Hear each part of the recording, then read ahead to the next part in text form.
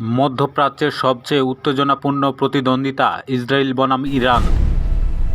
ইসরায়েলের নৌবাহিনী ছোট হলেও প্রযুক্তিতে অত্যন্ত উন্নত। অন্যদিকে ইরান সংখ্যায় অনেক বেশি যুদ্ধজাহাজ ব্যবহার করে।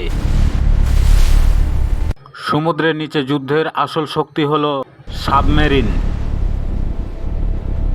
যদি সমুদ্রে সংঘর্ষ হয়, প্রযুক্তি ও কৌশলই নির্ধারণ করবে বিজয়। সমুদ্রের নিচে এমন এক অস্ত্র আছে যা পুরো শহর ধ্বংস করতে পারে। ইসরায়েলের অন্যতম শক্তিশালী সাবমেরিন হলো ডলফিন ক্লাস সাবমেরিন। এই সাবমেরিন শত শত কিলোমিটার দূরে আঘাত করতে পারে। একটি ছোট্ট নৌকা কিভাবে বড় যুদ্ধ জাহাজ ধ্বংস করতে পারে? ইরান ছোট কিন্তু দ্রুত আক্রমণ নৌকা ব্যবহার করে। সংখ্যায় এগিয়ে ইরান, কিন্তু প্রযুক্তিতে এগিয়ে ইসরায়েল।